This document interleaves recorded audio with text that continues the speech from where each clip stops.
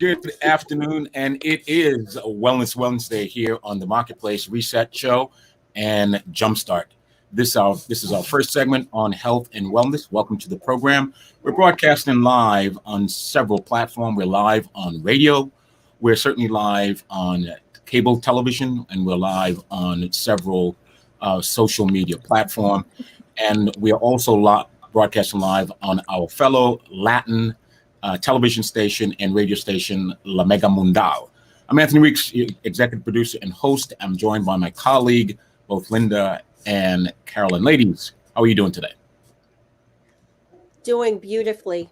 We are doing really well. How you doing? It's a wonderful Wednesday. Last week it was ice and snow. I don't know if you can see the radiant sunshine behind me or the reflection in my glasses. We're getting close to St. Croix weather. Oh, you're ambitious. You're really ambitious, aren't you? We are at 60, I think. Okay.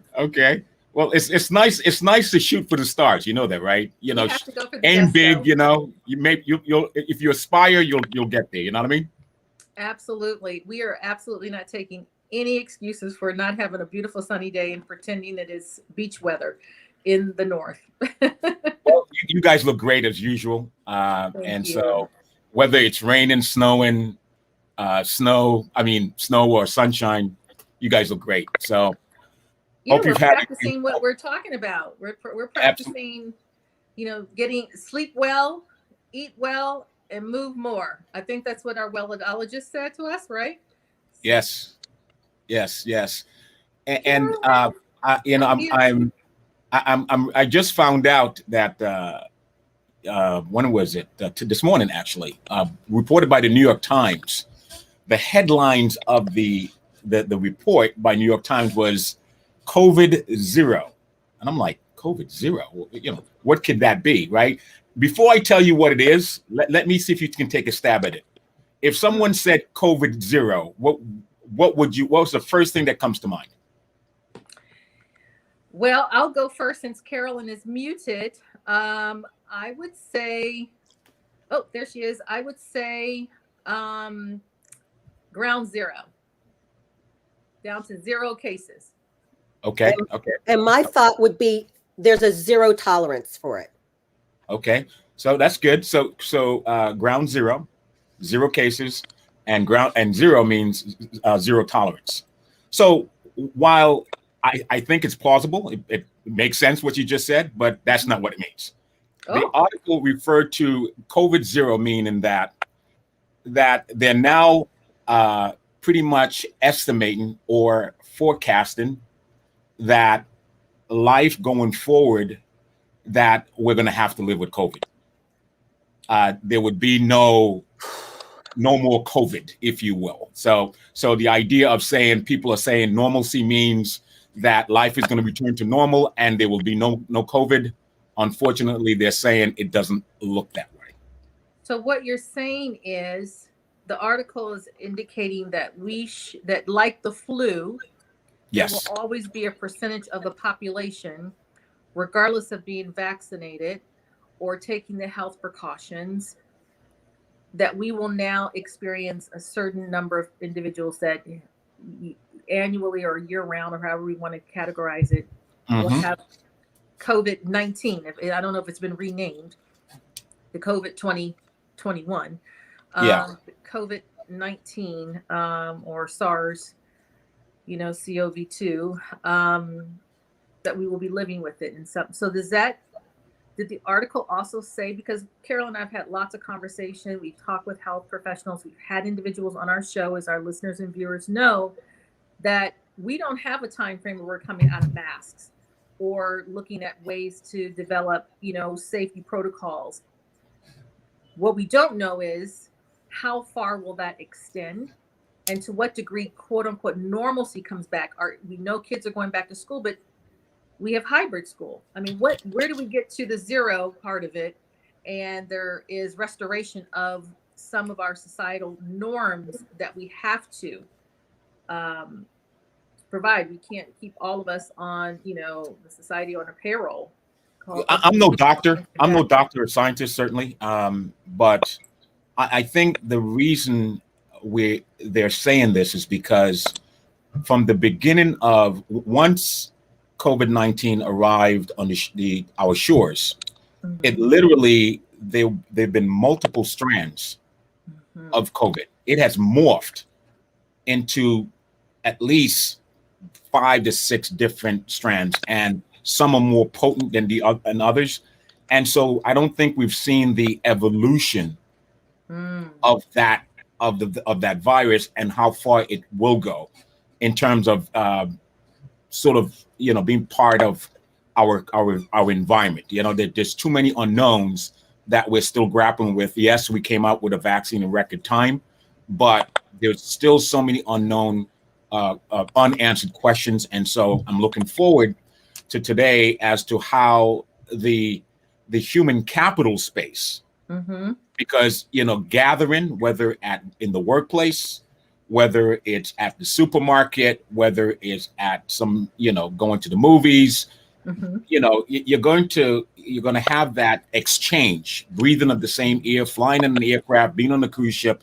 There's so much that we don't know. And so I think the workplace, the work environment, it can play a critical role as a host to how that environment can either mitigate or spread that virus. And so, I don't know.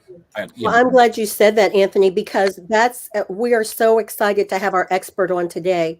We have Deborah Stallings that we're bringing in because what Linda and I have noticed, particularly in our region, DC, Maryland, and Virginia, that we are driving past parking lots of buildings and many people are back to work and they are opening up in record numbers. And I'm not saying that they're doing this in the face of COVID as if don't have regard for it, but it raises a host of questions. So that's why we wanted to talk about a healthy workplace. How do we manage the human resource element of businesses? We've talked about PPP loans. We've talked about the kinds of things that, products that people are developing, but now we've got to talk about that human element. And so that's why we're really excited to have this expert on today. And to me, I'm looking forward to it because one of the biggest challenge with humans, it's human.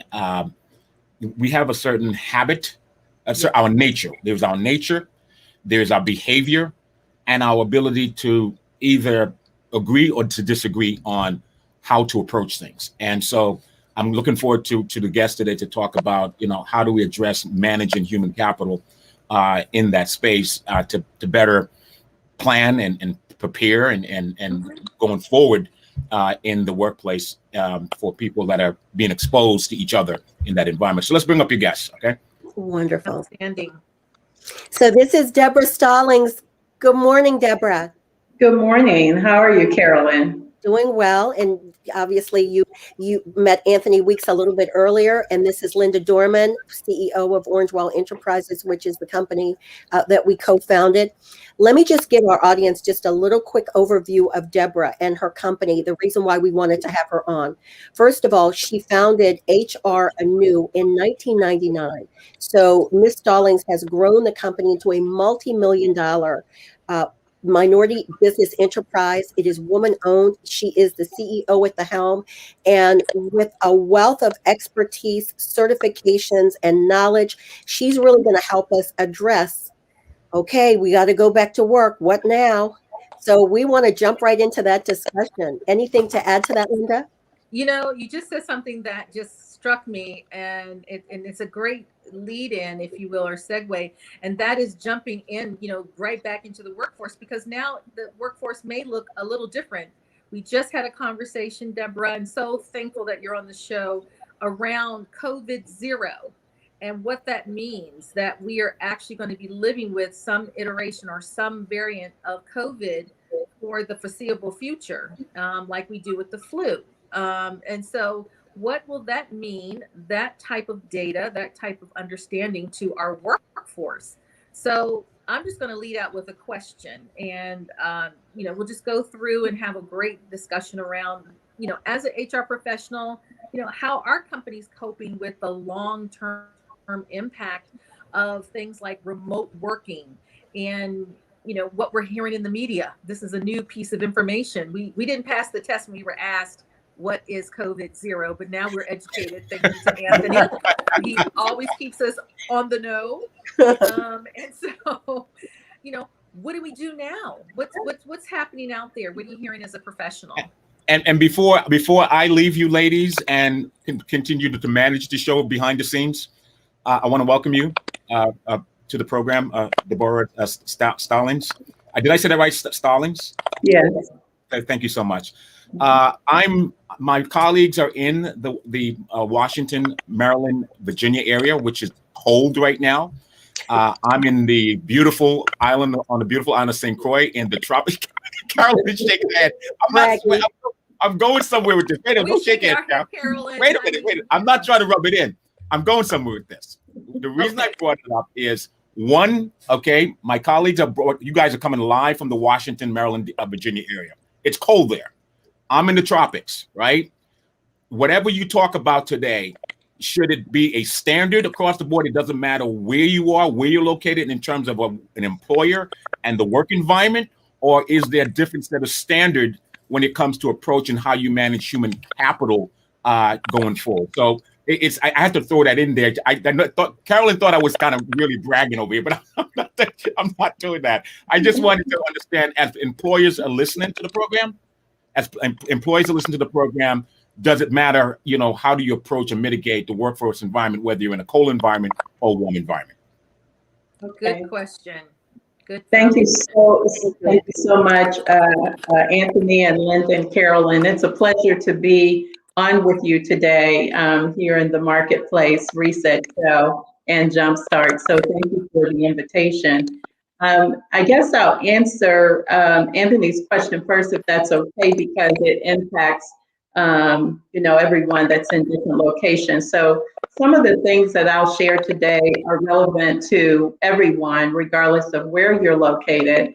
And then some of the things that I'll share will be relevant based on whether you're a United States company or you may have different laws, rules, and regulations in a different part of the world. So as we go through, I'll try to remember to think about that and to mention that, as we move through our discussion this morning.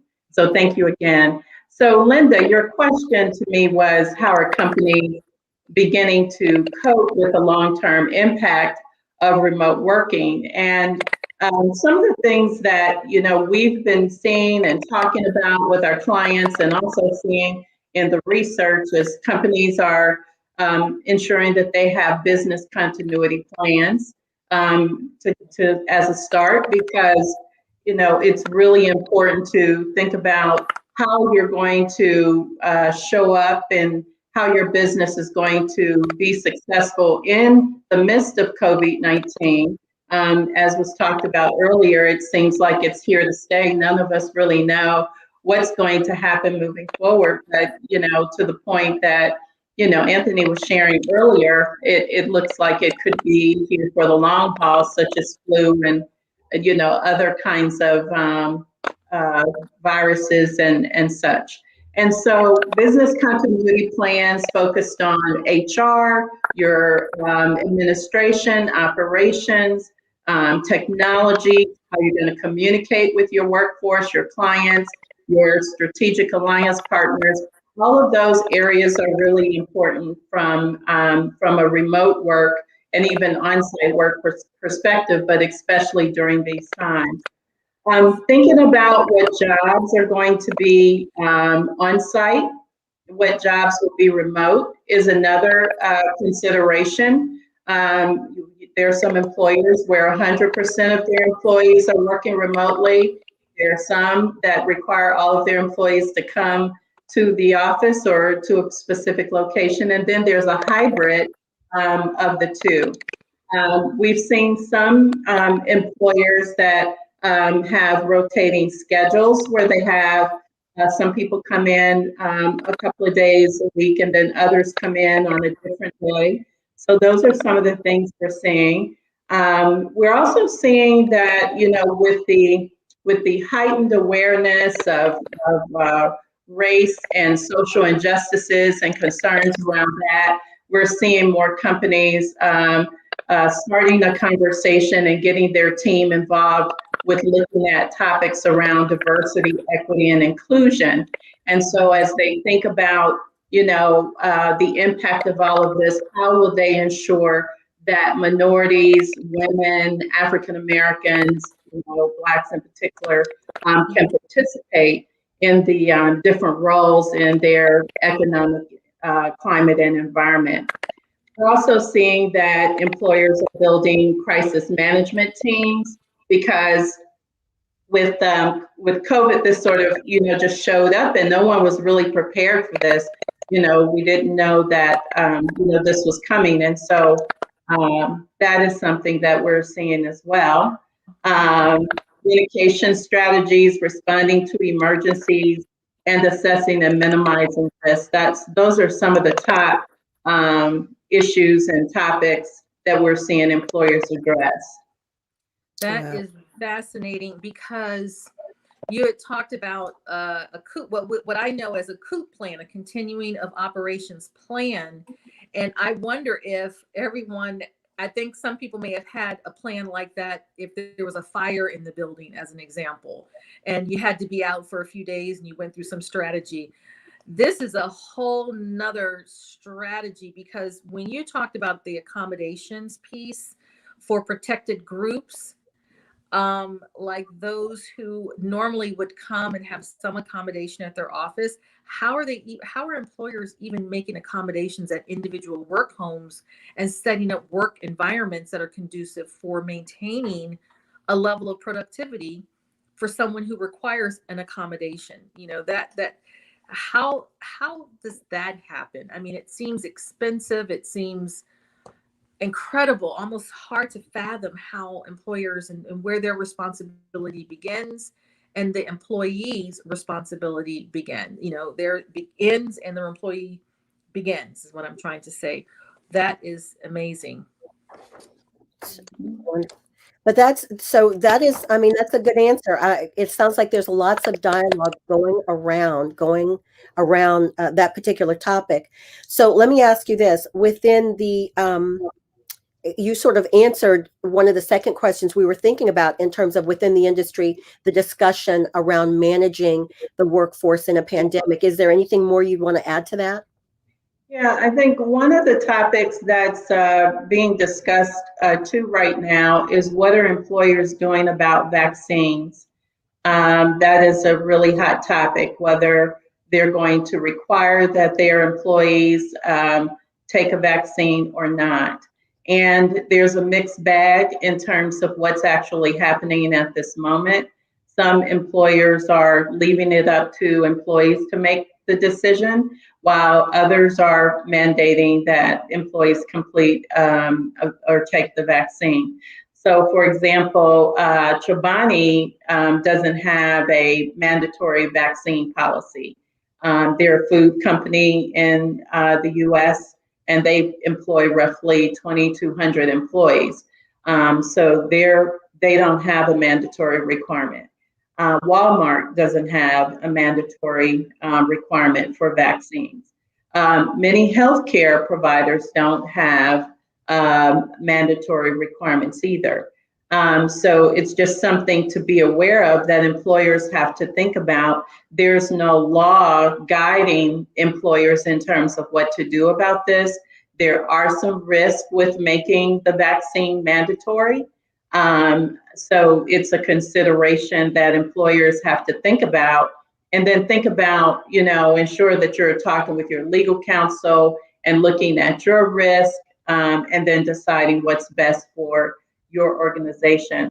There is a law firm, I've only heard of one entity so far that's actually made it a requirement, and it's a law firm out of New York, I think they are, the Davis Wright Tremaine law firm, where they've made it mandatory. So for employees to come back to the office to work, they have to complete, take the vaccine. That's because lawyers are smart. The liability factor. That's what's going on there. Yeah. So. Well, that's good information. Mm-hmm. But President Biden, our new president here in the United States, has implemented an executive order where he is requiring that OSHA and the Department of Labor get together and look at the standards around the vaccines as it relates to workplaces. So stay tuned. I'm sure there's going to be more information coming out about that real soon. Wow. Which takes us to the question about I'm new glad you asked policy. that question. I'm sorry, Linda? I'm glad you asked that question. I'm glad you asked that question, Carolina. And I hope that we're not having any technical problems. I think we may, but we'll just work through them. Because after you get the vaccination, I understand you get a card. I'm still waiting. I'm registered. I haven't been called yet. I'm, on my way at some point in time. And those in the human resource, human capital field believe that we will become card-carrying members of getting your vaccination that will allow us entry onto planes, that will allow us entry on cruises, and eventually into schools, the workforce, that somewhere this is going to occur as we progress through individuals becoming vaccinated. I feel like schools require our children to be vaccinated before they go to school. That eventually this will be the case for those who work in the healthcare professional. I worked in the healthcare in a hospital environment, and we were required. It was required to have a vaccine for the flu. So I'm kind of surprised to hear you say that that is not universal just yet for COVID-19.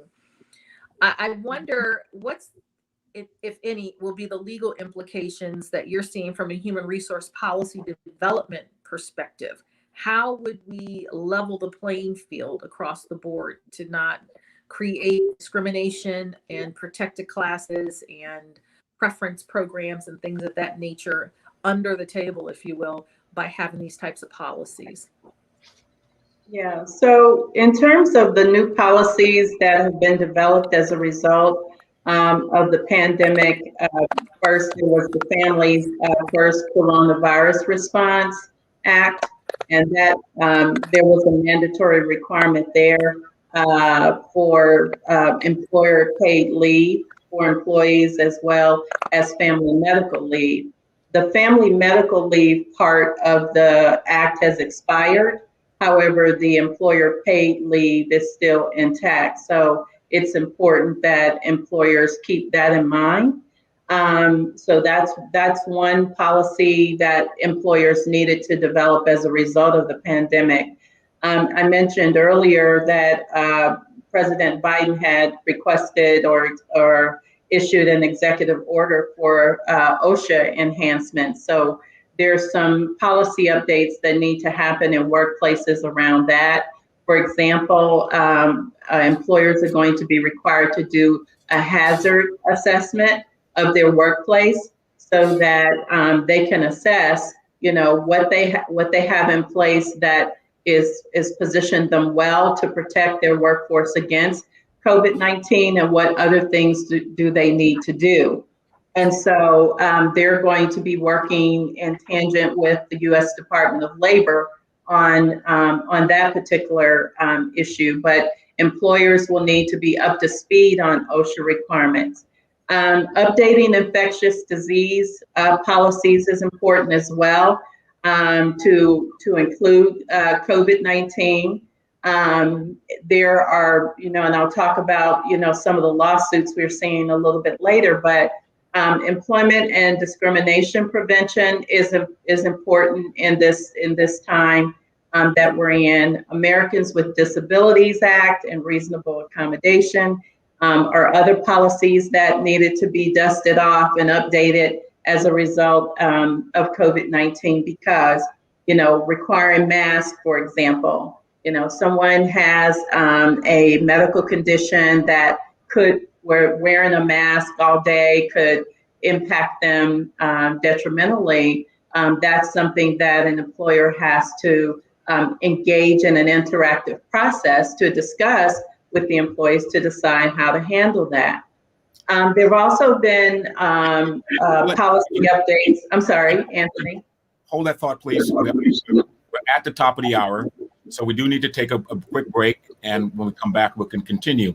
But I want to going into the break and listening to the conversation you're having around the issue of legality, right? I think what we are seeing is the ongoing, if you will, conflict between law policies and what each entity organization is going to be responsible for, and individual responsibility.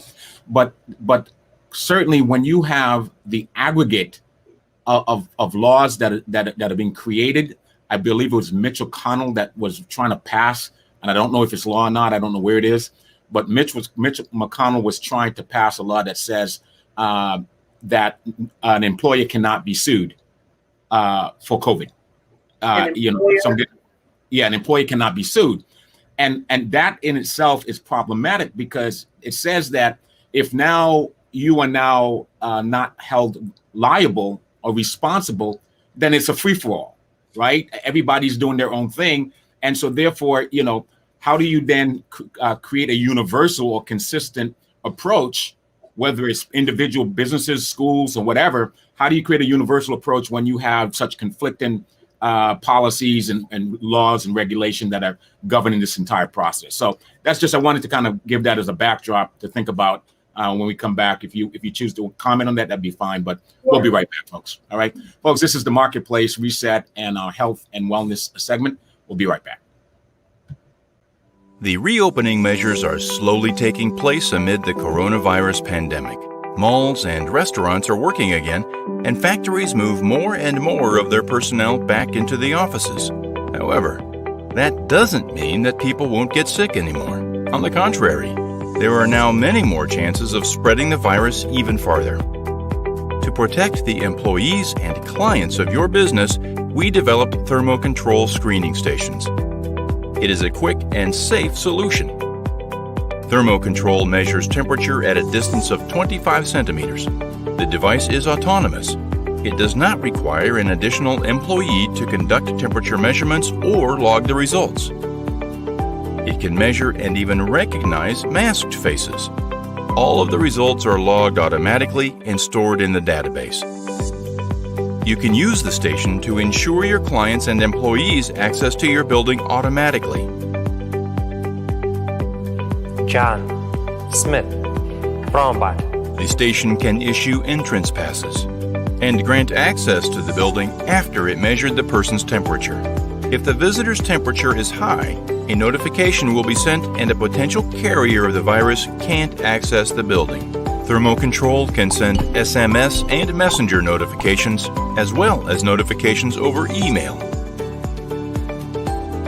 Temperature measurement technologies allow businesses to ensure the safety of people and potentially save lives all over the world.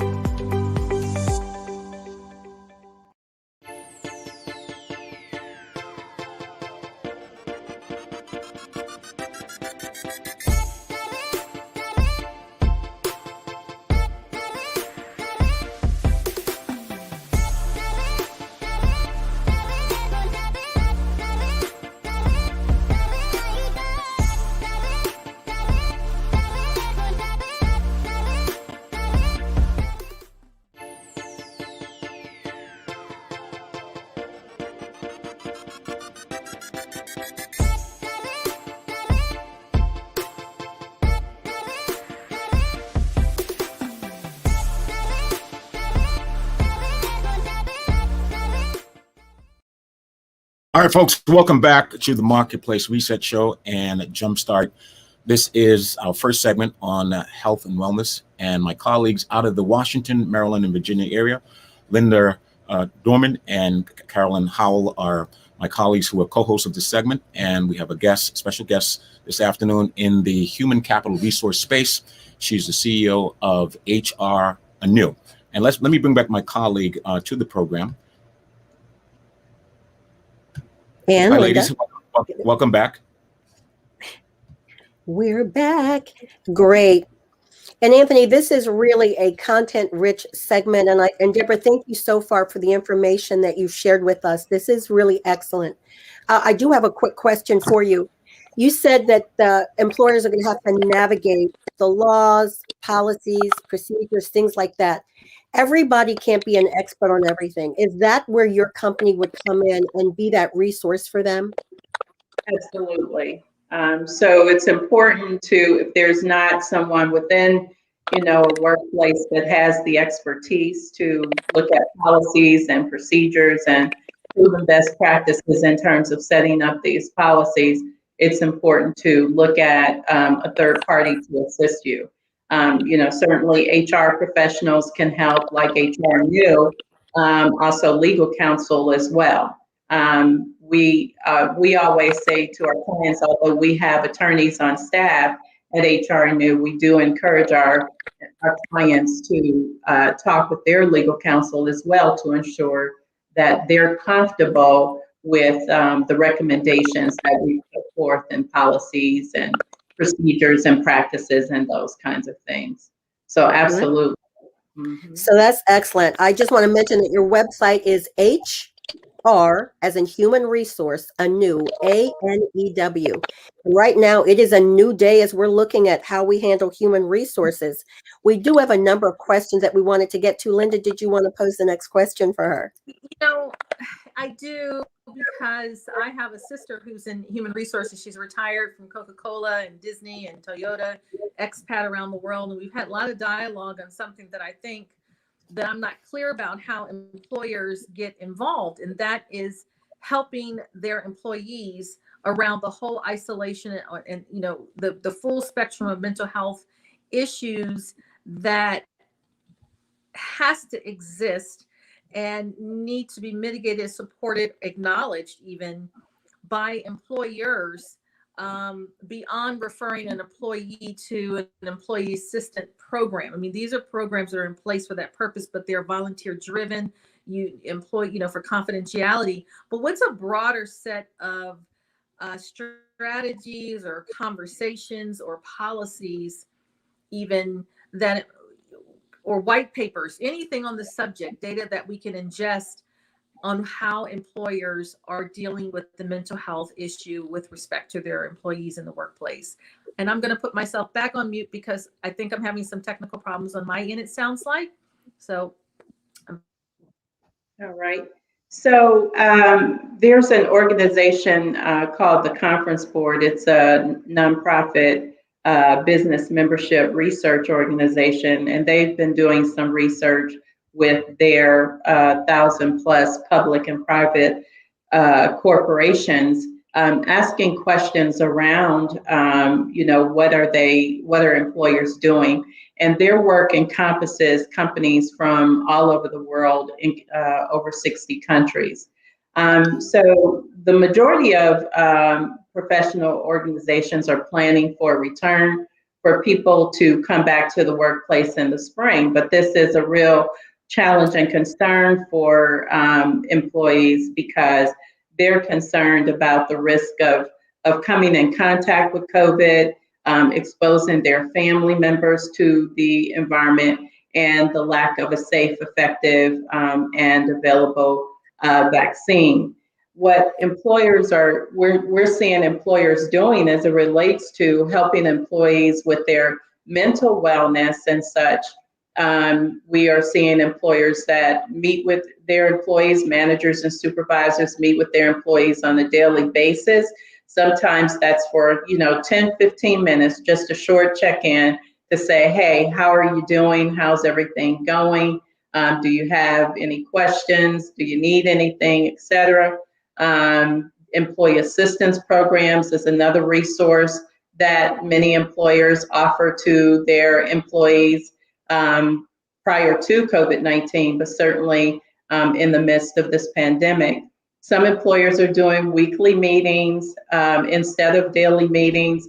There are virtual workplace get-togethers like workplace luncheons that might be a lunch and learn where you start off with lunch and maybe finish with some kind of educational offering.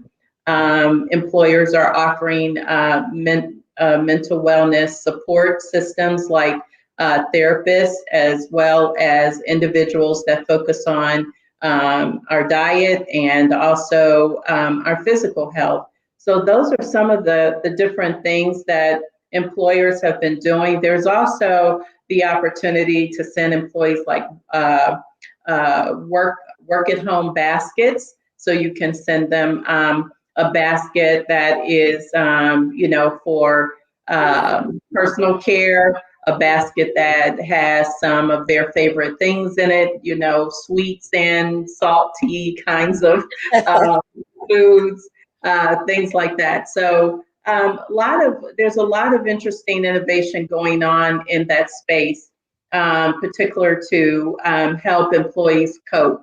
But one of the things we did at HR New last year during COVID-19 is we established an employee relations hotline.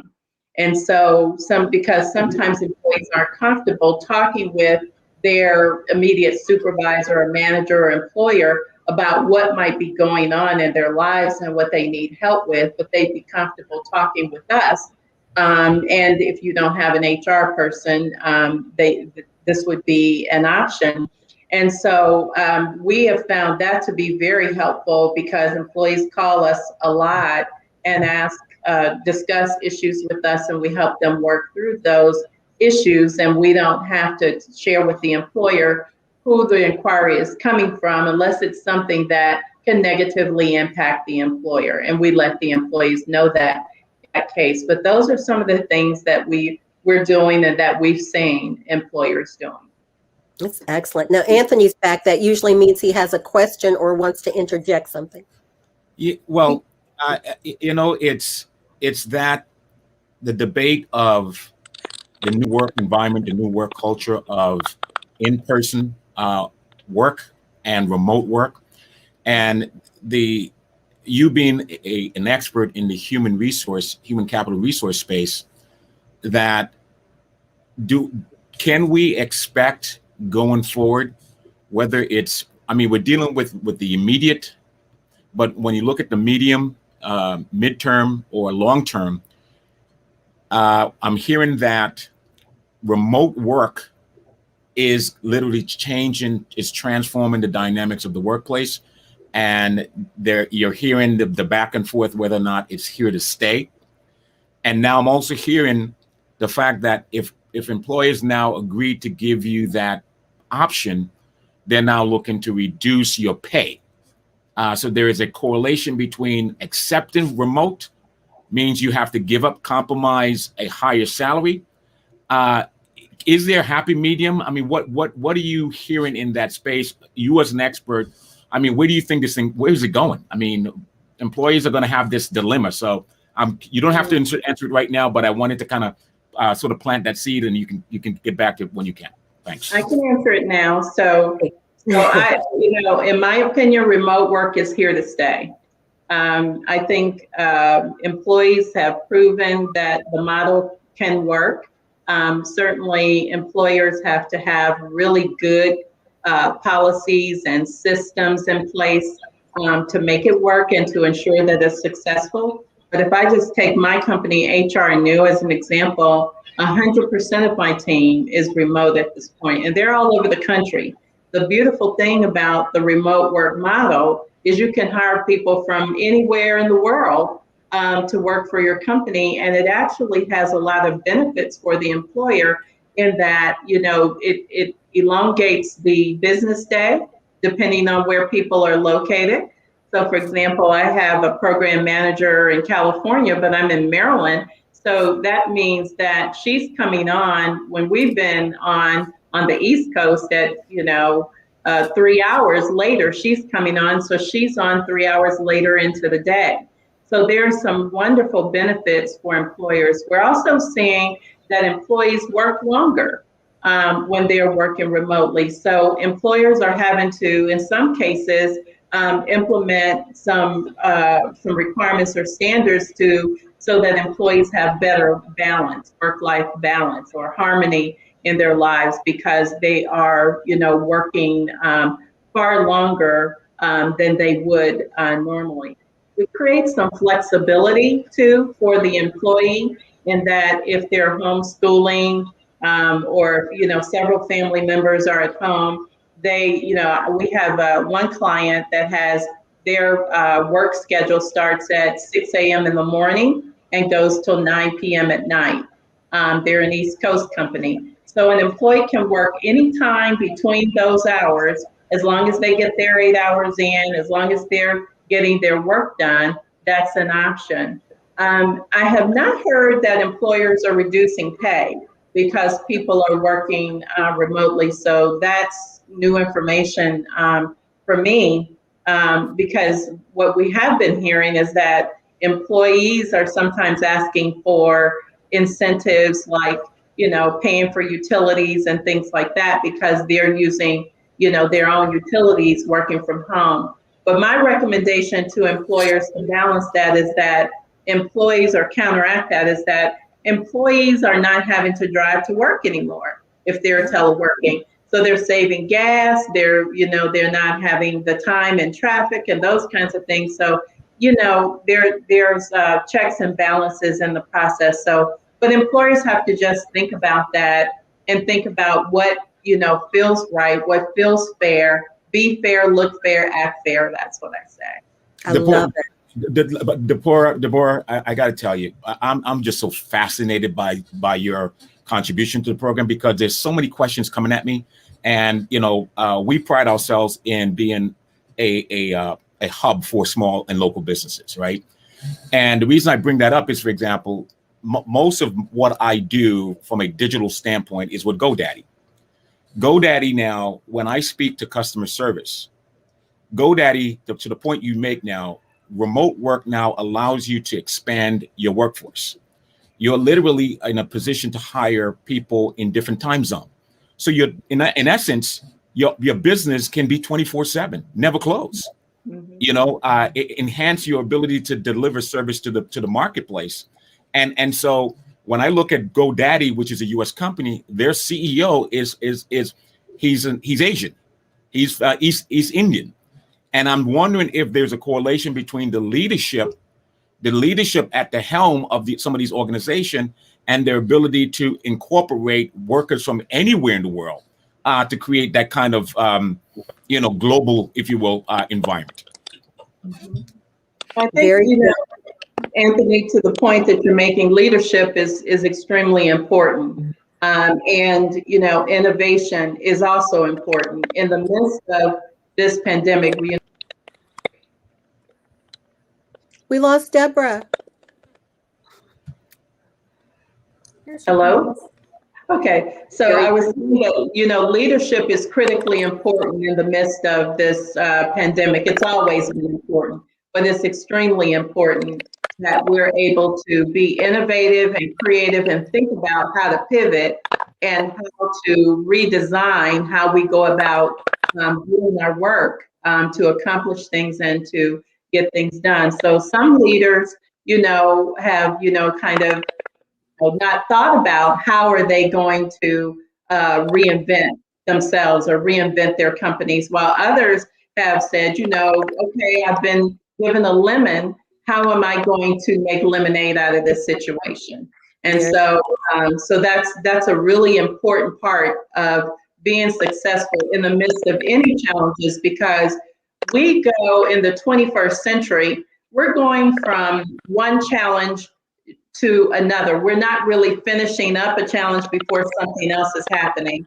So if we think about 2020, we had COVID, we had the racial, the social injustice issues, we had, issues with our administration in the U.S.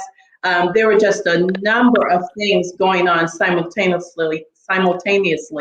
There were fires on the West Coast. All kinds of environmental things were happening. And so that's a social theorist coined that as whitewater, the whitewater effect. And what that means is, like, if you're on the whitewater, it's just turbulent times constantly. So how do you live and have better living and have a good life in the midst of turbulence? And so that means it's important to be able to make those pivots, to think about what can I do in the situation that I find myself in to get to a better place. and ensure that I can still make a difference and I can still be successful, in what I'm doing and how I'm, benefiting others. So leadership is critically important. That's You're excellent. absolutely correct. And I apologize if you're still hearing some technical issues on my part. That's live television radio. We have something that we'd like to say is that when you're thrown lemonades, don't think of lemons, don't think of lemonades, think of oranges, Yes. Our company is called Orange Wall Enterprises, and that's because Carol and I understand that as businesswomen, independent businesswomen, came together to pivot around collaboration and formation of industry or participate in the industry that was going to support COVID from here to the unforeseeable future. And so while there are winners and there are those who are not winning as much, we won't say losers, but winning as much, we do have a group of really special individuals in the workforce. You have your seniors who are in second positions, who are in part-time jobs, or individuals who are part-time, seasonal employees who went to, the retail stores during the holidays, or seasonal because of the summer for kids. What's happening with those, what is the industry doing about that group of workers? They're real feeders of our economy. What's happening? My heart just aches for anyone without a job right now, but those whose industry will not be returning in the manner in which we understood. So my thought on that is this is a good time for every individual to think about what their competencies are, what their knowledge, skills, abilities are, and make a list of those things, because the position that you had before COVID-19 may need to pivot and be different moving forward. There are a lot of employers that are still hiring. And so, but it's a matter of thinking about what skills you have, what skills do you need so that you can be in a position to find a position with some of these companies that are still hiring. So for example, in the automotive industry, CarMax is still hiring. In the banking industry, Capital One, Deutsche Bank, Wells Fargo, First Citizens Bank, City National Bank, Federal Reserve Bank, charter schools are hiring. In education, the online educational organizations are hiring, like Udemy and Coursera. Facebook is hiring on the professional side. Farmers are hiring for produce and livestock. Grocery stores are hiring. Insurance companies are hiring. Liberty Mutual, SelectQuote, Geico, Vanguard. Investment companies are hiring. Hudson River Trading, E-Trade, Dow Jones. Intuit is hiring. Healthcare organizations are hiring. There's a shortage. In November, my mom lives in Mississippi, and there's at the home where she lives, 55 people had COVID at the same time, residents and employees, including management people. So they had to bring in travel, healthcare professionals, PRN professionals, et cetera. And so, healthcare is booming. So there are entry-level jobs in healthcare, there's nursing jobs, there's other kinds of allied health professionals, et cetera, in healthcare. Instacart is hiring. The news media is hiring, like the Washington Post. The Gap is hiring in retail. Technology companies are hiring. So, companies are building more portals to support their remote workforce, especially. Cybersecurity is a big issue with people working remotely, especially. So we're seeing more there. So there are a number of positions: accountants, bookkeepers, copywriters, digital marketing, inside salespeople, mental health therapists, public relations people, teachers, teaching assistants, video production professionals, virtual assistants. So there are a number of employers that are still hiring. So the key here is really thinking about, what are my competencies and maybe I need to shift to something else that I enjoy, that I have expertise in. And also, as you look at, for those individuals that are looking for jobs, I think it's important to also look at some of the job postings that are out there. What are the requirements for the position? What kinds of credentials or certifications are being asked of you that are desired or preferred? That means they really want it if they say desired or preferred. So, do you, find a course, hop into a course somewhere, get that certification, knock it out, and put that on your resume, because that will help move your resume up to the top of the list as well.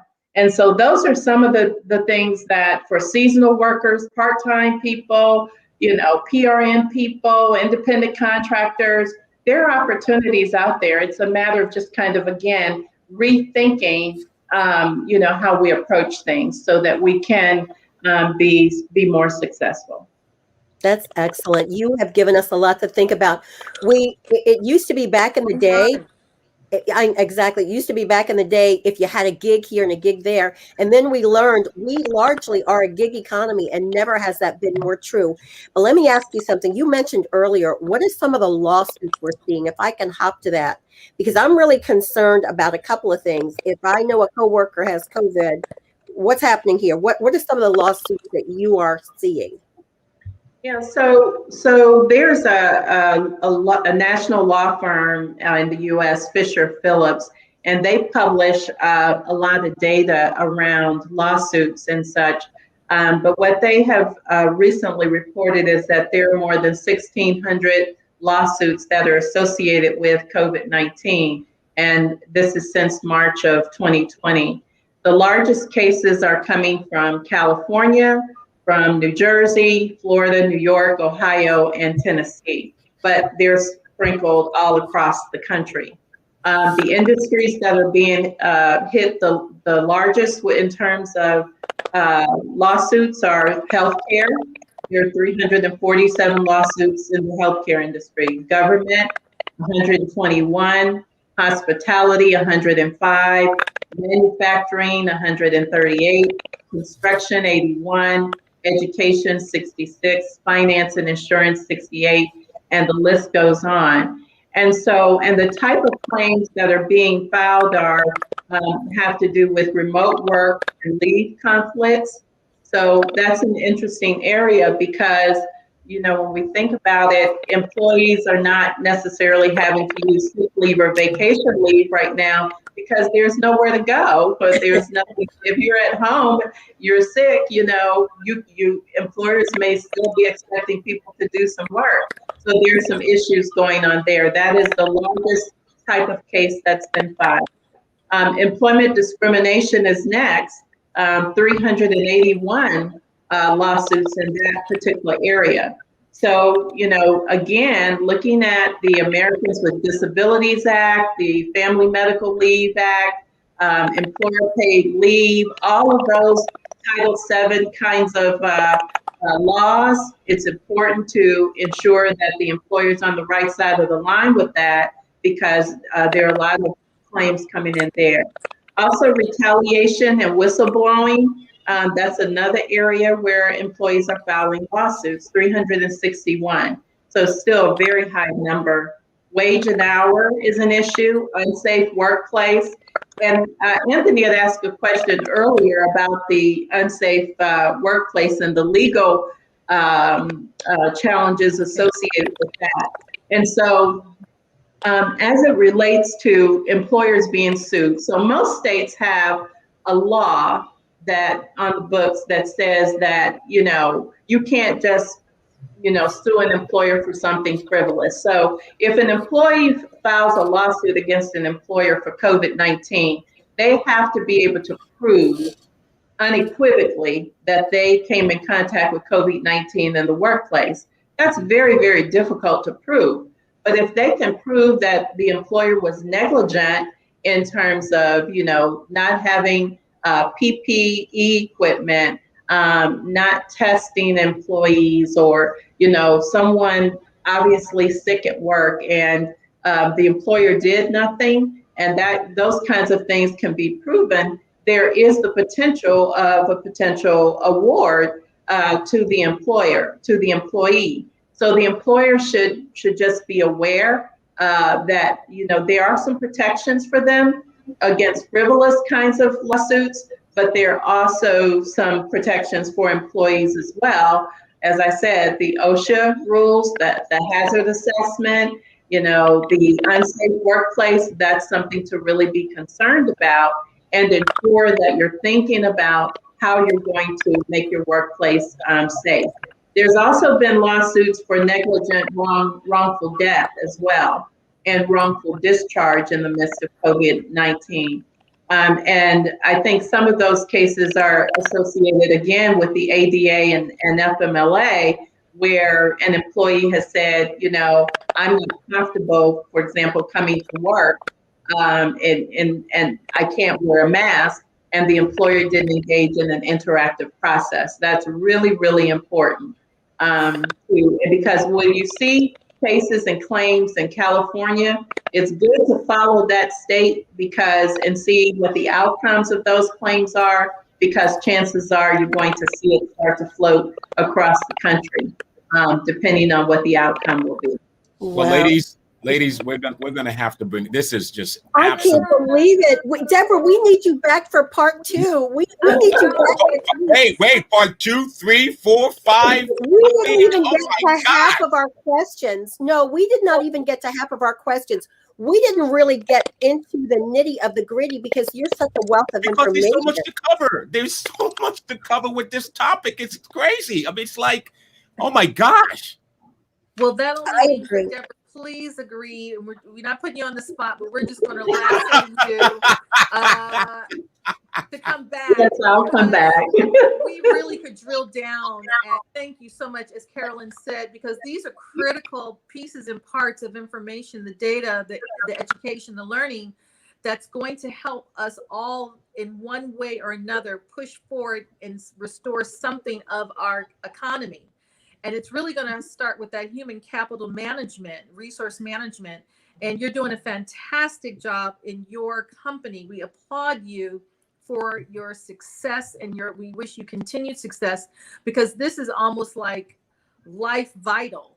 It is. It really absolutely is when you start to drill down and get this level of information. See, we come on the show believing that we have a little bit of knowledge and that we know what we're talking about and we're doing it.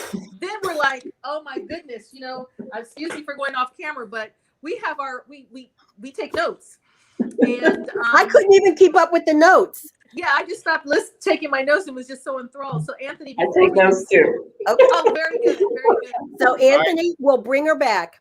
Yes, absolutely. Thank you so much. To be continued.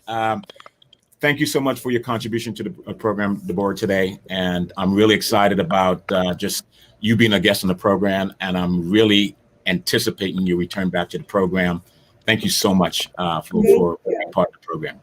You're welcome. All right, ladies. Opportunity. Time has blown by us real quickly. We've come to the end of the first segment on health and wellness.